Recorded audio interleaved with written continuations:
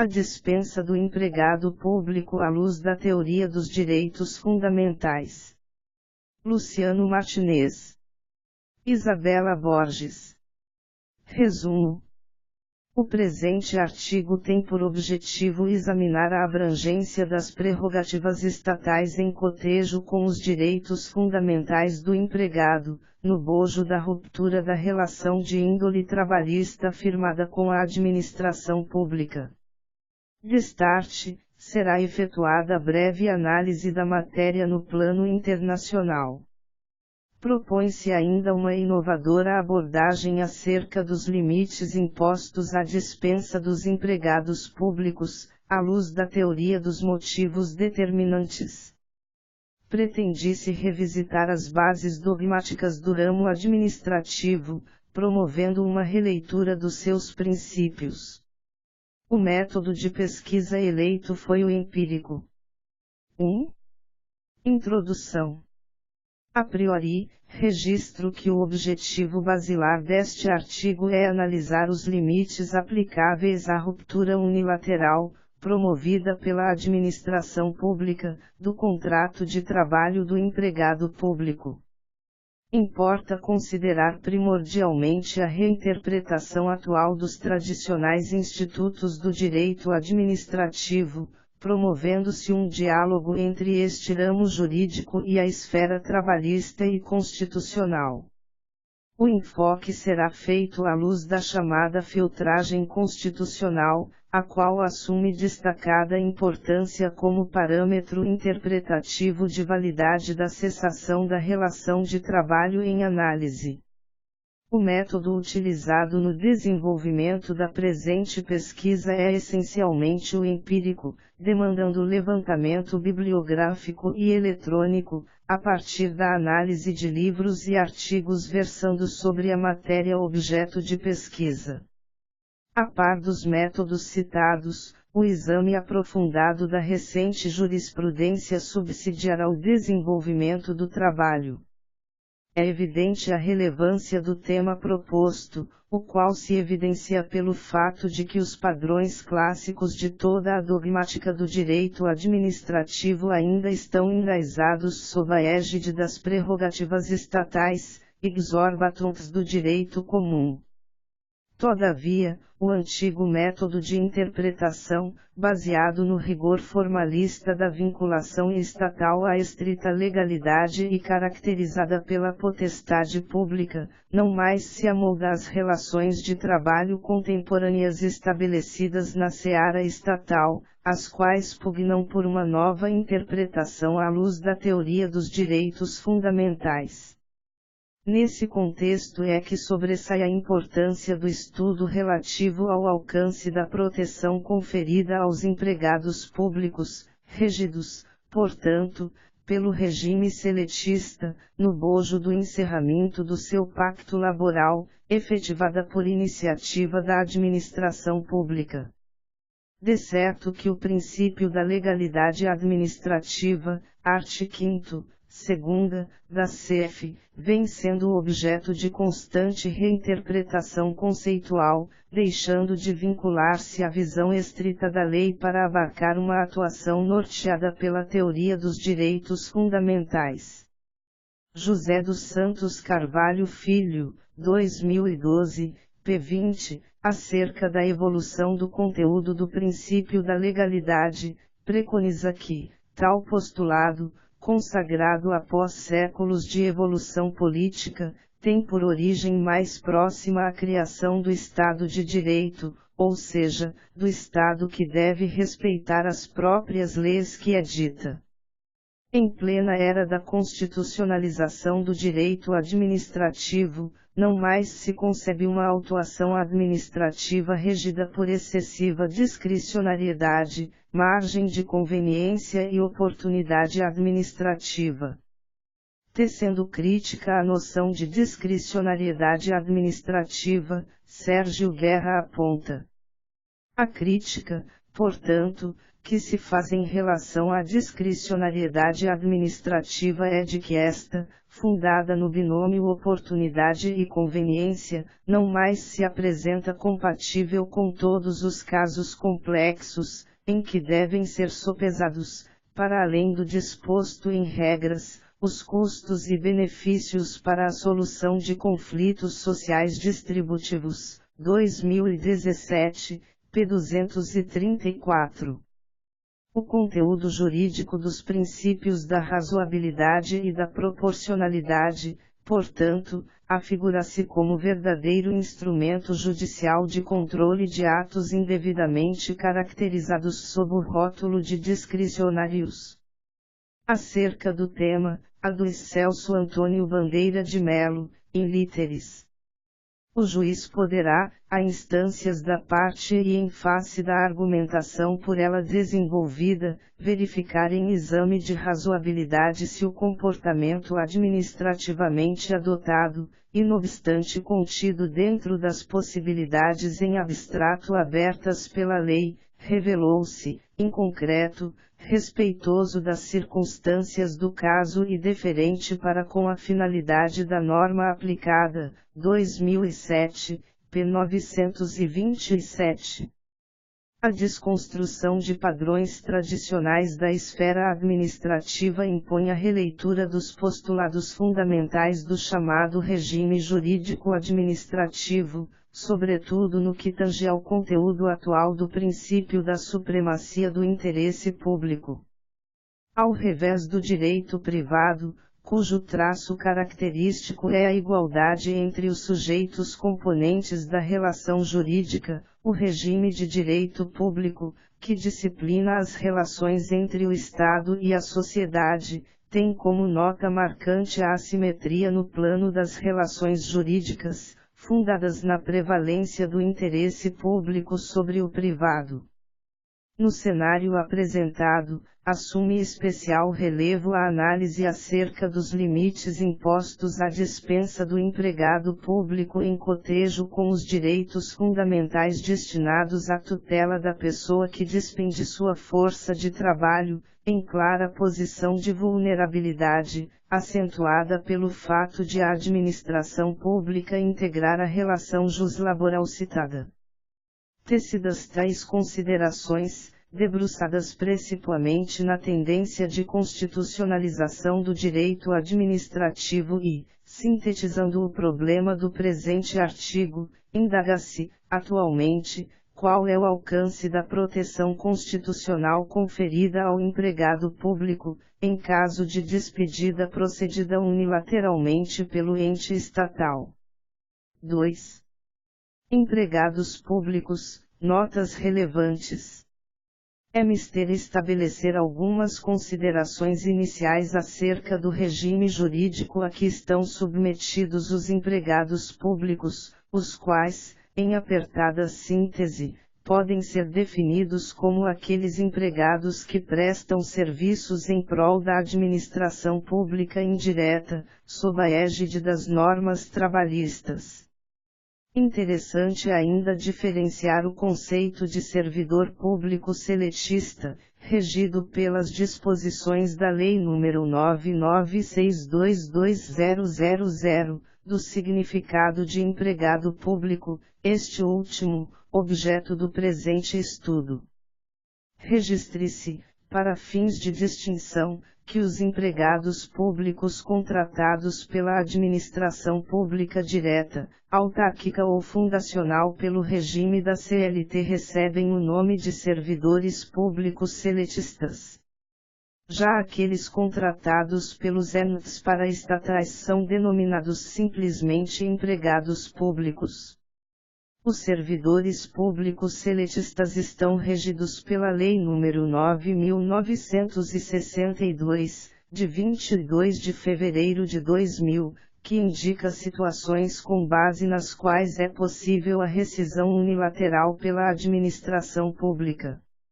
A despeito disso, o TST, secundando posição já assumida pelo STF, publicou a súmula 390, e, sustentando que o servidor público seletista da administração direta, autárquica ou fundacional é beneficiário da estabilidade prevista no artigo 41 da CF/1988, Martinez, 2016, p. 207.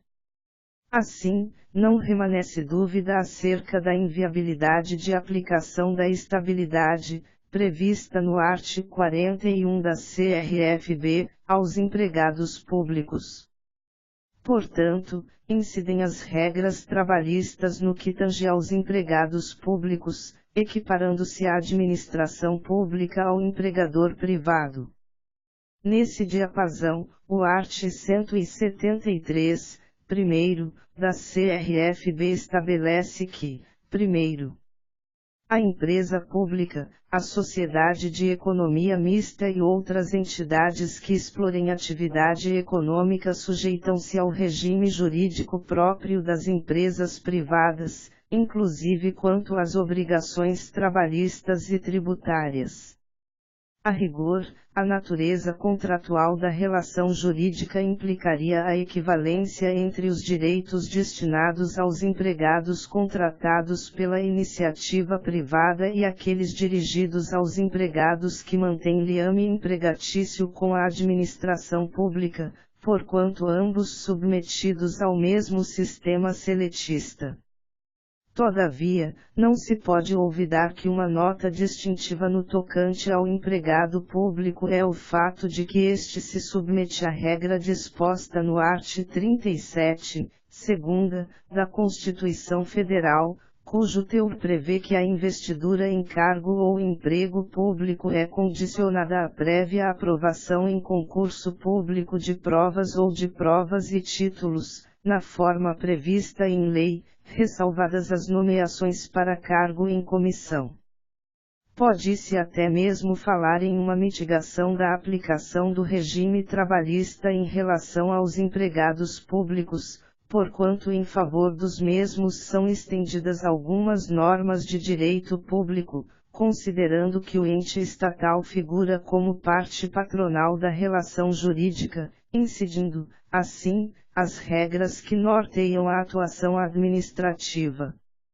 É o caso, por exemplo, da hipótese contida no artigo 37, 16 e 17, da CRFB, que veda a acumulação remunerada de cargos, empregos e funções públicas, salvo as exceções elencadas no próprio dispositivo, 2 cargos de professor, 1 cargo de professor com outro técnico ou científico, 2 cargos ou empregos privativos de profissionais de saúde, com profissões regulamentadas. Os empregados públicos submetem-se ainda ao teto remuneratório contido no artigo 37, 11, da Constituição Federal.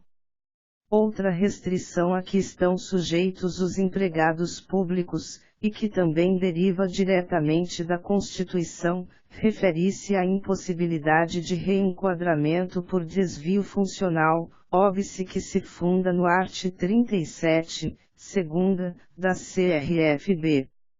A par da existência de limitações impostas aos empregados públicos, cumpre explicitar que em favor dos mesmos também são destinadas algumas garantias específicas e não extensíveis aos demais empregados seletistas que laboram em proveito de empregador particular. É a hipótese das exigências estabelecidas para fins de validade da dispensa do empregado público, promovida pelo ente estatal unilateralmente, tema objeto deste estudo e cuja delimitação mais aprofundada será desenvolvida nos tópicos seguintes. 3.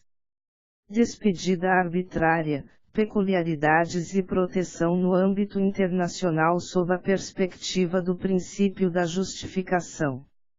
No atual estuário normativo brasileiro, o poder de dispensar trabalhadores é caracterizado, em regra, como um direito potestativo do empregador, comportando exceções, como os casos de estabilidade provisória, por exemplo. Atualmente, a chamada denúncia vazia do contrato de trabalho por ato do empregador constitui um direito potestativo patronal, consoante ensina Maurício Godinho Delgado, 2009, p. 1066, realizar-se por meio de uma declaração volitiva de caráter receptício e constitutivo, com efeitos imediatos quanto à extinção contratual, tão logo recebida pela parte adversa. Interessante é a análise da questão, contida na obra de Arnaldo Susekin. O disposto no inciso I do art. 7º revela, claramente, a diretriz que prevaleceu na Assembleia Constituinte, dificultar a despedida do empregado, tornando-a mais onerosa, ao invés de proibi-la, ainda que arbitrária. Se o preceito adotado manda a lei complementar prever indenização compensatória, indenização que só pode ser devida em casos de resilição contratual, então nos casos de reintegração é porque parte do princípio de que o contrato de trabalho pode ser denunciado unilateralmente pelo empregador, mesmo quando arbitrário o seu ato. Pelo menos como regra, constituindo exceções os casos de estabilidade provisória, condicionada a determinadas situações, 2010, 138. Quanto à proteção do trabalhador contra a despedida arbitrária ou sem justa causa, estabelece o art. 7º, e, da Constituição Federal de 1988 que são direitos dos trabalhadores urbanos e rurais, além de outros que visem a melhoria de sua condição social e relação de emprego protegida contra despedida arbitrária ou sem justa causa, nos termos de lei complementar, que preverá indenização compensatória, dentre outros direitos. Ainda no bojo da Carta Magna, dispõe o ato das disposições constitucionais transitórias, no seu art. 10, e, que, até que seja promulgada a lei complementar a que se refere o art. 7º, e, da Constituição. E fica limitada a proteção nele referida ao aumento, para 4 vezes, da porcentagem prevista no art. 6º, caput e 1º, da Lei nº 5.107, de 13 de setembro de 1966. A regulamentação da despedida arbitrária ou sem justa causa poderá ocorrer unicamente mediante a edição de lei complementar com tal finalidade, nos moldes previstos nos diplomas normativos citados. No plano internacional, por seu turno, ganha relevância em alguns países o chamado princípio da justificação, utilizado como vetor interpretativo para fins de aferição da validade da ruptura do pacto empregatício por iniciativa do empregador.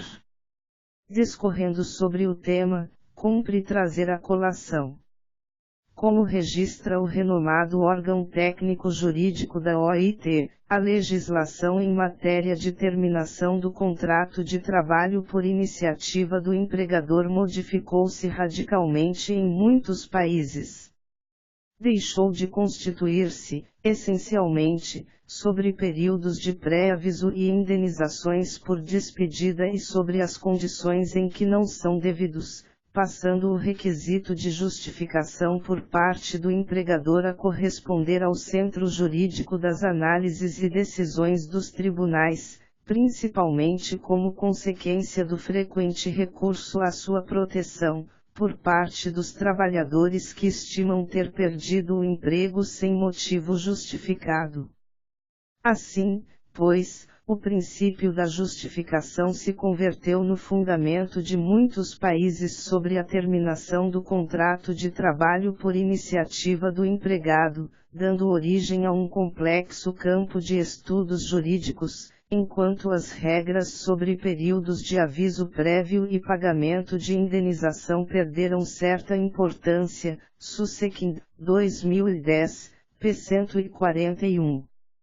Cita-se o exemplo de Portugal, que, segundo o eminente autor supracitado, 2010, p. 144, ainda restringe bastante a denúncia do contrato de trabalho por iniciativa do empresário, proíbe os despedimentos sem justa causa ou por motivos políticos ou ideológicos. O princípio da justificação seria o critério norteador da licitude ou não da despedida do empregado, delineando-se os contornos da chamada despedida abusiva, violadora da boa-fé e da dignidade do empregado.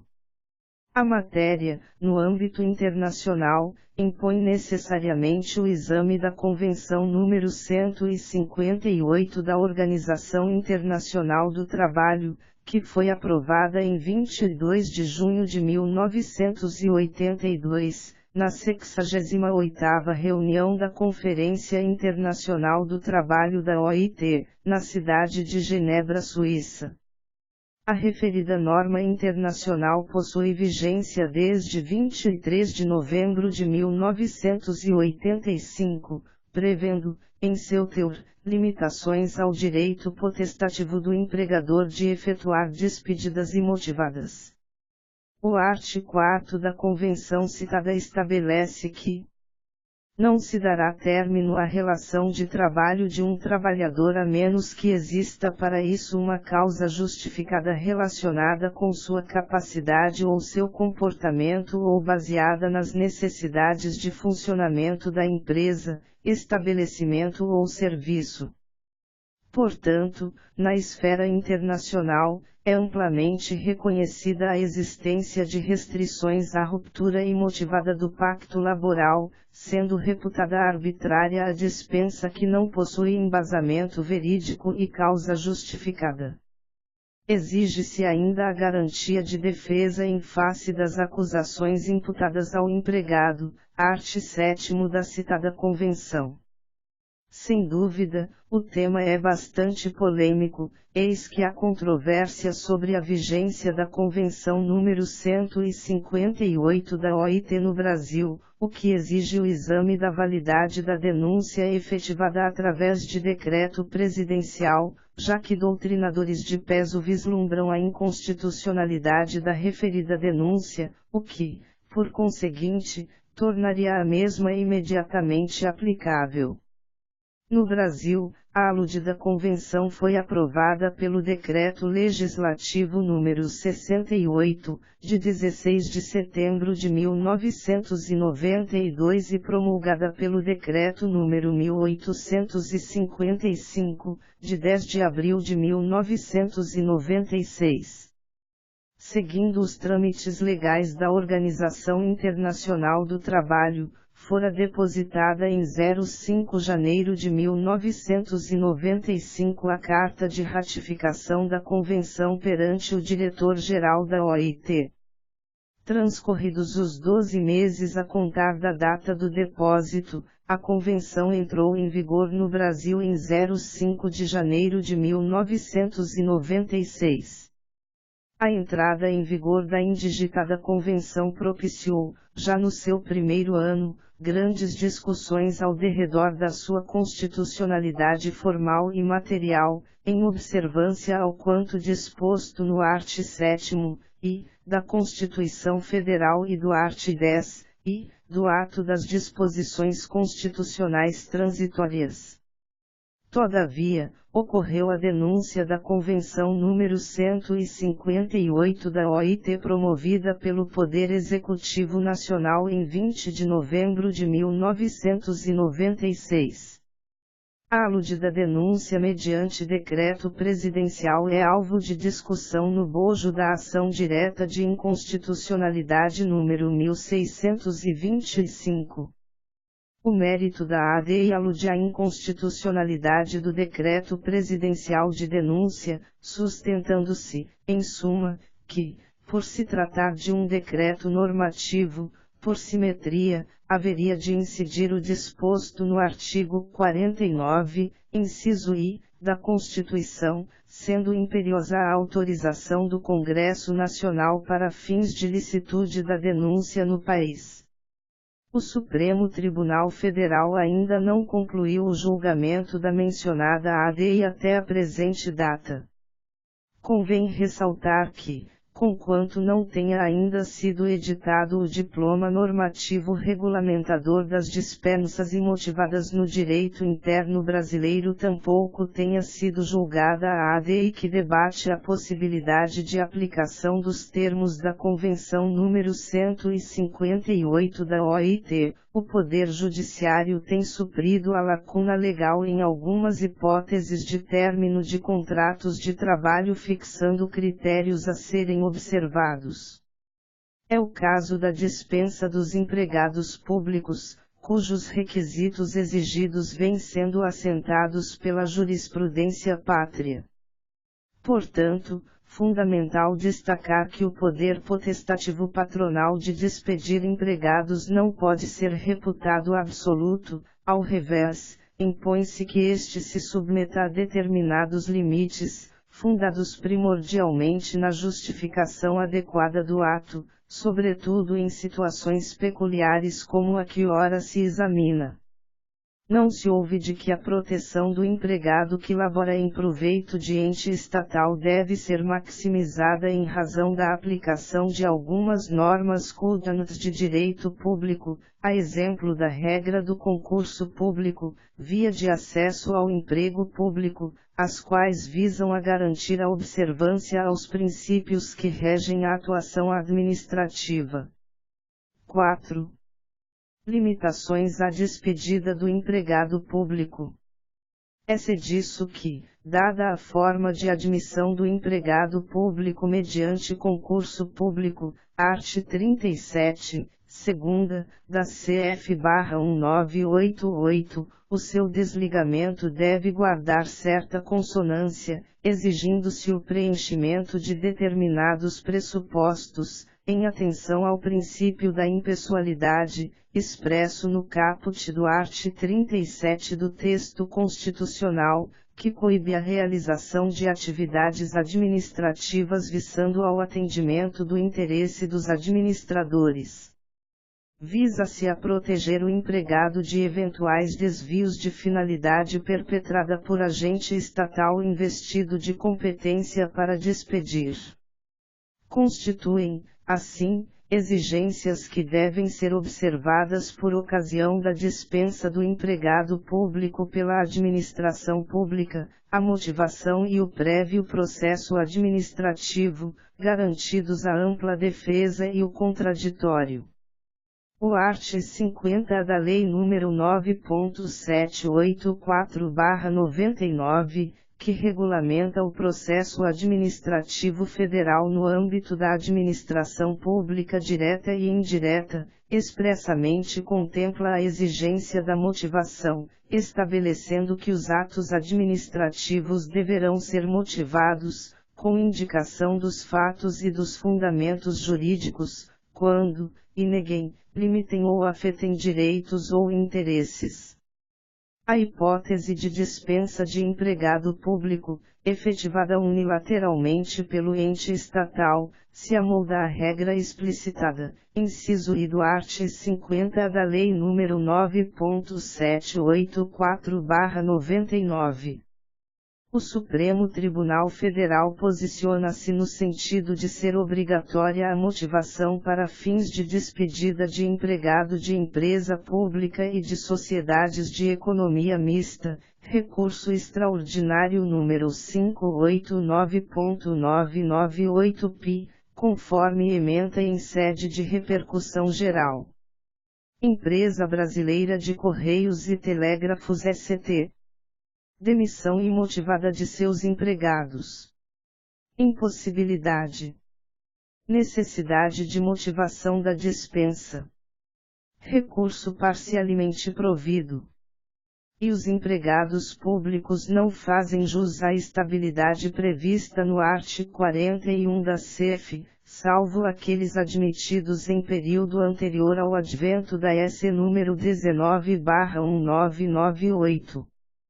Segunda em atenção, no entanto, aos princípios da impessoalidade e isonomia, que regem a admissão por concurso público, a dispensa do empregado de empresas públicas e sociedades de economia mista que prestam serviços públicos deve ser motivada, assegurando-se, assim, que tais princípios, observados no momento daquela admissão, sejam também respeitados por ocasião da dispensa. Terceira, a motivação do ato de dispensa, assim, visa a resguardar o empregado de uma possível quebra do postulado da impessoalidade por parte do agente estatal investido do poder de demitir. Quarta, recurso extraordinário parcialmente provido para afastar a aplicação, ao caso, do artigo 41 da CF, exigindo-se, entretanto, a motivação para legitimar a rescisão unilateral do contrato de trabalho. Re/589998/PPAUI, recurso extraordinário, relator, MIM. Ricardo Lewandowski, órgão julgador, Tribunal Pleno, julgamento, 20 de março de 2013, de 179, divulgado em 11 de setembro de 2013, publicado em 12 de setembro de 2013. Grifos acrescidos. O Tribunal Superior do Trabalho, TST, através da Orientação Jurisprudencial, OJ, número 247, e, da SDI, estabelecia a posição mais restritiva no sentido de que somente a despedida do empregado da Empresa Brasileira de Correios e Telégrafos exigia o requisito da motivação. 247. Servidor público. Seletista concursado. Despedida imotivada. Empresa pública ou sociedade de economia mista. Possibilidade, alterada Res número 14322007, de 13 de novembro de 2007. E a despedida de empregados de empresa pública e de sociedade de economia mista, mesmo admitidos por concurso público, independe de ato motivado para sua validade. Segunda, a validade do ato de despedida do empregado da Empresa Brasileira de Correios e Telégrafos, ST, está condicionada à motivação, por gozar a empresa do mesmo tratamento destinado à fazenda pública em relação à imunidade tributária e à execução por precatório, além das prerrogativas de foro, prazos e custas processuais. Tal entendimento, conquanto conste da OJ apontada, não mais reflete o entendimento exarado em recentes decisões pelo TST, o qual passou a adotar a posição firmada pelo STF, que pacificou a obrigatoriedade da motivação para fins de dispensa de empregado promovida por empresa pública e sociedade de economia mista tanto da União quanto dos Estados, do Distrito Federal e dos municípios. Frise-se que o colegiado do STF reconheceu, todavia, a inviabilidade de aplicação da estabilidade no emprego, artigo 41 da CRFB, aos empregados de empresas públicas e sociedades de economia mista. In verbis, colhe-se ementa de jurisprudência do colendo TST à luz do entendimento fixado pelo STF, dotado este último de repercussão geral. Recurso de revista. Dispensa imotivada. Empregado de sociedade de economia mista. O ID.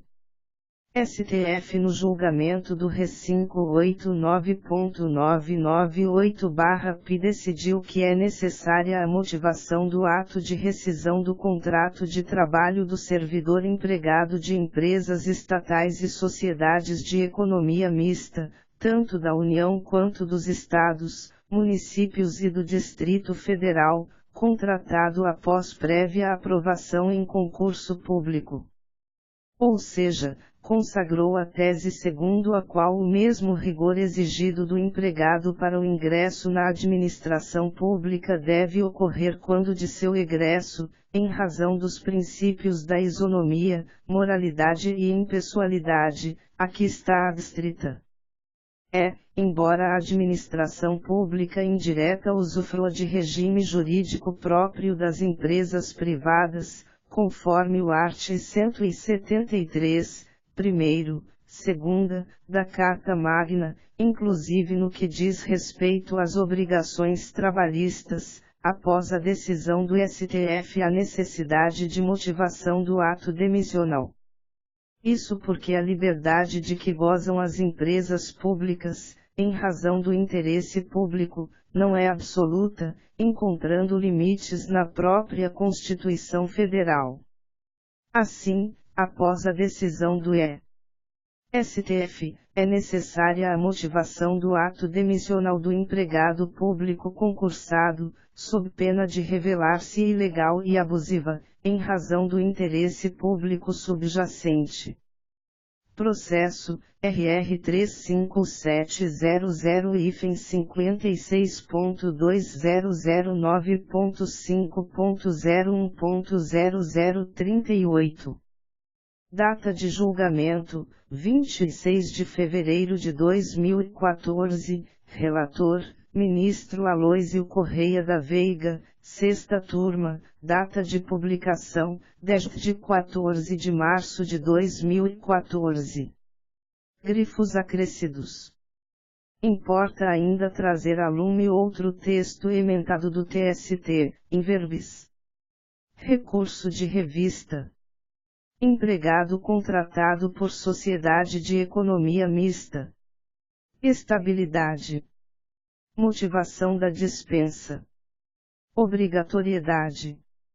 O plenário do Supremo Tribunal Federal, em 20 de março de 2013, ao analisar o recurso extraordinário número 589.998, a despeito do reconhecimento da inaplicabilidade do Instituto da Estabilidade no Emprego aos trabalhadores de empresas públicas e sociedades de economia mista, assentou o posicionamento de que é obrigatória a motivação da dispensa unilateral de empregado por empresa pública e sociedade de economia mista tanto pela União, quanto dos Estados, do Distrito Federal e dos municípios SIC. Assim, a dispensa do empregado público, sujeito a relações trabalhistas de direito privado, também depende de motivação, sob pena de incorrer em vício que atente contra a validade do ato administrativo, devendo ser declarada a nulidade da dispensa, condenando-se a reclamada a proceder à reintegração do reclamante, bem como ao pagamento de todos os salários e consectários legais devidos, desde o afastamento até o efetivo retorno. Recurso de revista provido. Processo, RR 4990026.2009.5.01.0052. Data de julgamento, 25 de fevereiro de 2014, relatora, Ministra Maria de Assis Calsing, quarta turma, data de publicação, 17 de março de 2014. Grifos acrescidos. L. Lopes Meireles, 2004, em relação ao tema objeto de debate, concluiu que o ato de dispensa do empregado público deve ser motivado, com escopo de evitar desvios de finalidade. Sustentou que a finalidade é elemento cogente do ato e que, na ausência de motivação que demonstre finalidade pública, a dispensa deve ser considerada ilícita. Além da exigência de expressa motivação, também constitui exigência, para fins de validade do ato demissional do empregado público, a garantia de regular e prévio processo administrativo, assegurados o contraditório e a ampla defesa, art. 5º, LV, da CRFB, bem como o acesso à informação pelo empregado. A Lei nº 9.784/99, que disciplina o processo administrativo na esfera federal, preceitua como objetivo do referido processo a proteção dos direitos do administrado, bem como o melhor cumprimento dos fins da administração, art. 1º da citada lei.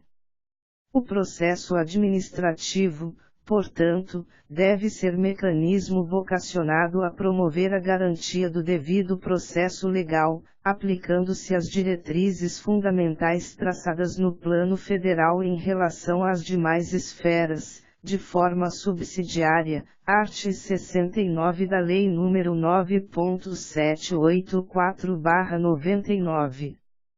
É imposição normativa também a adoção de formas simples, suficientes para propiciar adequado grau de certeza, segurança e respeito aos direitos dos administrados, bem como a garantia dos direitos à comunicação, à apresentação de alegações finais, à produção de provas e à interposição de recursos, nos processos de que possam resultar sanções e nas situações de litígio, respectivamente, incisos 9 e x do parágrafo único do art. 2º da Lei nº 9.784/99.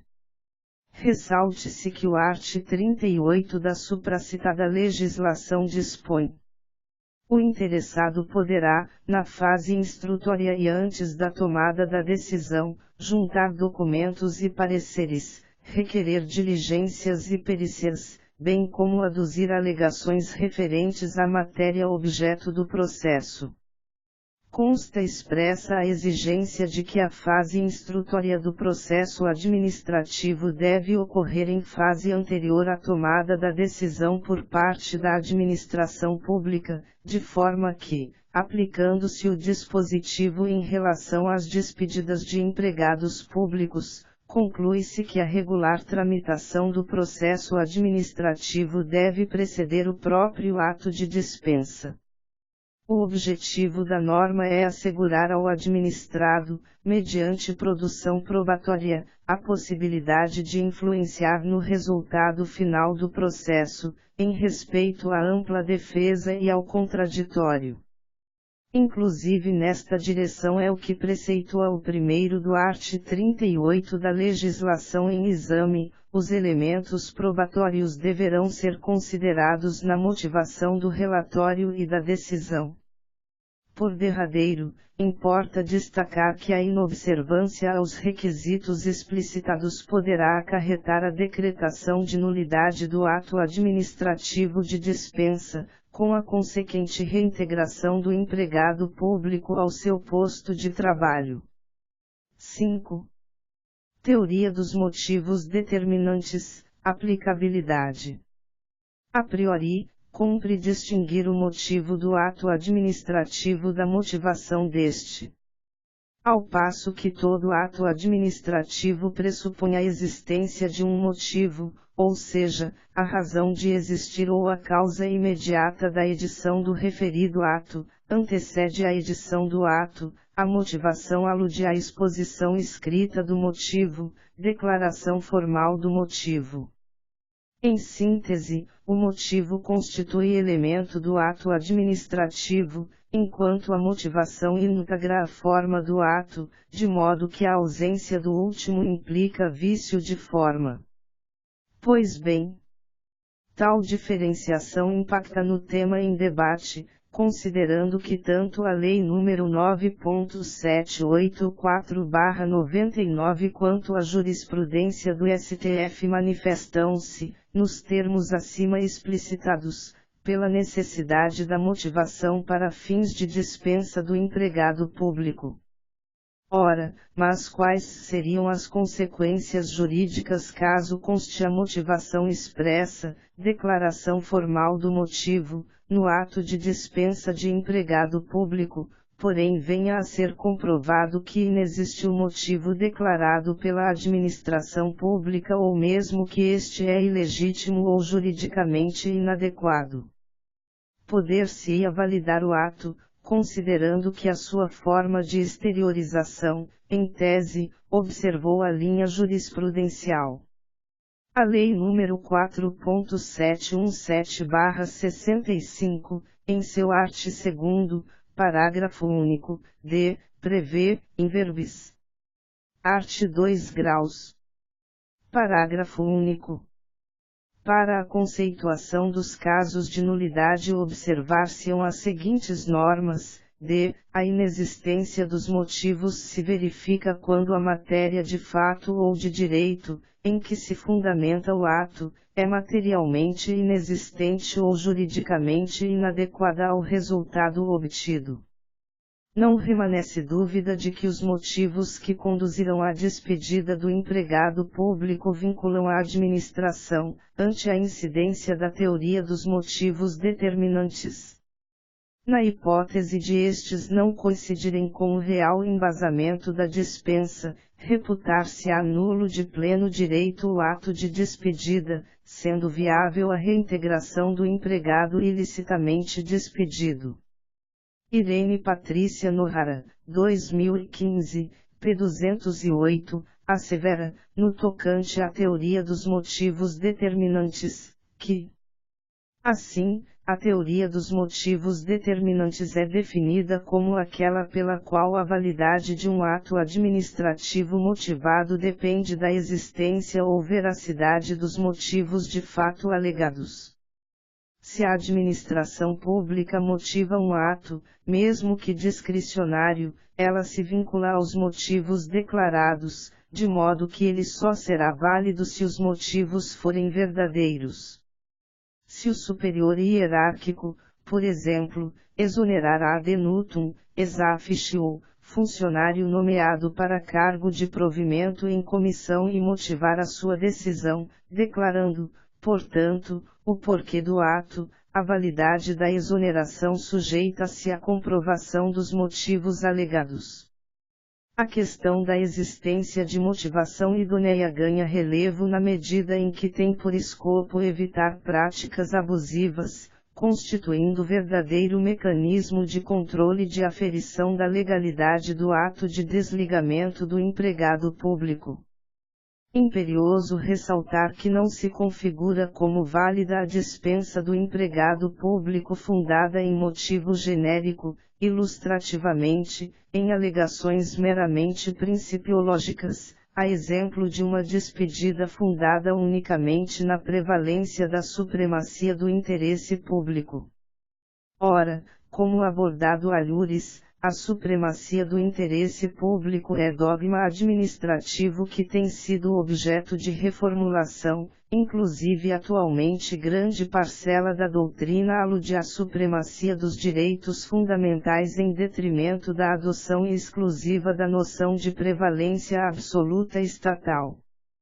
A par disso, alegações de natureza vaga e imprecisa configuram óbice a análise acerca de eventual antijuridicidade do motivo alegado, eis que destituídas de fundamento específico, passível de impugnação e amplo debate, implicando vulneração ao dever da administração pública de conceder acesso à informação clara e explícita sobre os atos administrativos. Nesse sentido é que o primeiro do art. 50 da Lei nº 9.784/99 determina expressamente que, a motivação deve ser explícita, clara e congruente, podendo consistir em declaração de concordância com fundamentos de anteriores pareceres, informações, decisões ou propostas, que, neste caso, serão parte integrante do ato.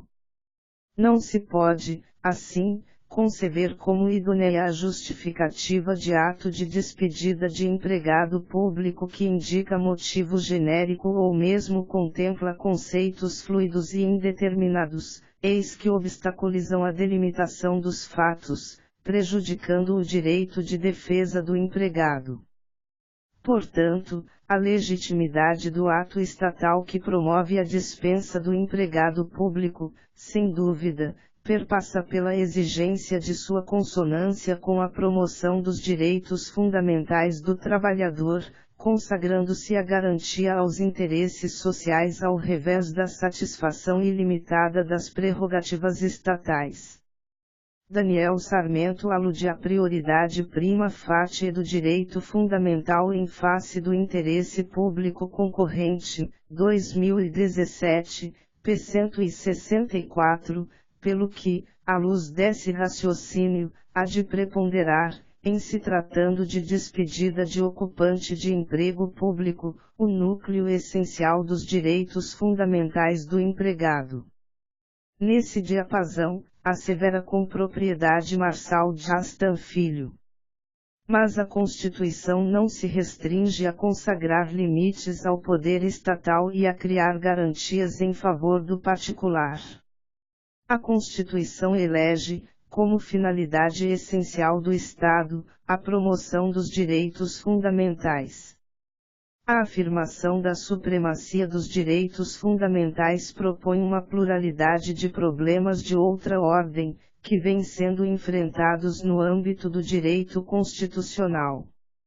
Porém, o relevante é a rejeição da ideia de que o Estado se basta a si mesmo e de que o governante, porque eleito, foi legitimado a decidir isoladamente sobre os fins a serem buscados.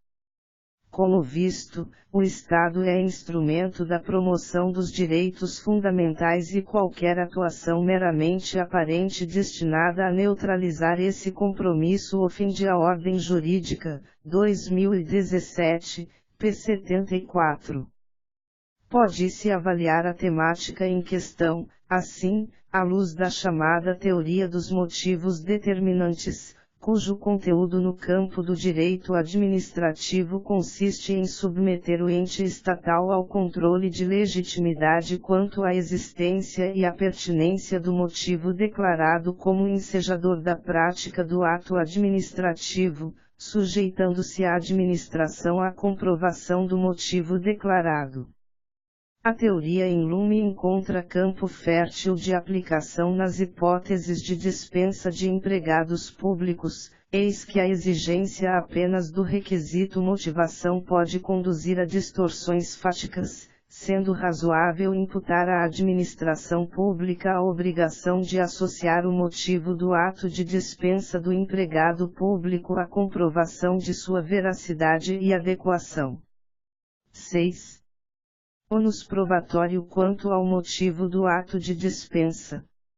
Em face da presunção de legitimidade do ato administrativo, seria razoável impor ao empregado, em caso de ruptura contratual por iniciativa patronal, o ônus de comprovar a invalidade do referido ato administrativo, mesmo em face das regras alusivas ao ônus de prova, art. 818 da CLT conjugado com o art. 373 do CPC.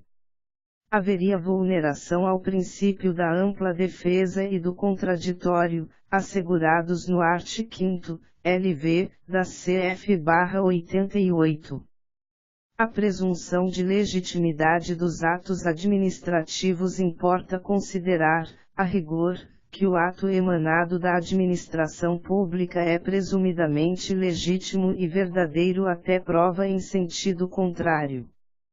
Tal conclusão implicaria, a princípio, a transferência ao particular do ônus probatório quanto à invalidade do ato administrativo. O citado atributo do ato administrativo, contudo, não pode ser aplicado em relação às dispensas perpetradas pelo ente estatal, porquanto a administração é a parte que detém conhecimento e acesso aos fatos e motivos que ensejaram o ato demissional. Inclusive, o princípio da aptidão do ônus de prova preconiza justamente que o encargo probatório incumbe à parte que possui melhores meios de produzi-la. Ponderando sobre o tema, Lúcia Vale Figueiredo, 2004, p. 179, aponta que caberá à administração provar a estrita conformidade do ato à lei, porque ela, administração, é quem detém a comprovação de todos os atos e fatos que culminaram com a emanação do provimento administrativo contestado. Portanto, o ônus de prova quanto à comprovação dos motivos que culminaram na dispensa unilateral procedida pelo ente estatal incumbe à administração pública, que, conforme já mencionado, equipara-se ao empregador privado, art. 173, primeiro, da CRFB, motivo pelo qual há de se elidir a presunção de legitimidade dos atos administrativos no caso em espécie, até mesmo diante da inviabilidade de transferência de ônus probatório de fatos negativos. 7. Conclusão. Tecidas tais reflexões e lançados os questionamentos acerca do alcance da garantia conferida aos empregados públicos relativamente à ruptura do contrato de trabalho, impõe-se que sejam traçados limites às prerrogativas estatais, as quais não podem prevalecer de forma absoluta em detrimento dos direitos fundamentais norteadores da relação jurídico-laboral inseridas em sua dinâmica. Importa sublinhar a importância, no plano internacional, do chamado princípio da justificação, que tem sido utilizado como critério interpretativo para fins de aferição da validade das dispensas de empregados. Destaca-se ainda a necessidade de reformulação dos paradigmas tradicionais do direito administrativo, cujos conceitos não mais se revelam hábeis a disciplinar as relações de trabalho contemporâneas firmadas com a administração pública. Propõe-se, ainda a aplicação da teoria dos motivos determinantes, típica do direito administrativo, como instrumento de controle e aferição da veracidade do motivo que embasou a dispensa do empregado público.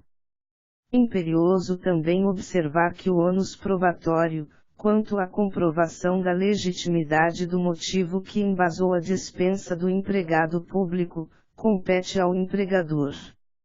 Defende-se ainda que o ato de despedida do empregado público seja precedido de regular processo administrativo, em que restem albergadas as garantias do contraditório e da ampla defesa, art. 5º, LV, da CRFB, como instrumento capaz de promover a observância aos direitos fundamentais envolvidos.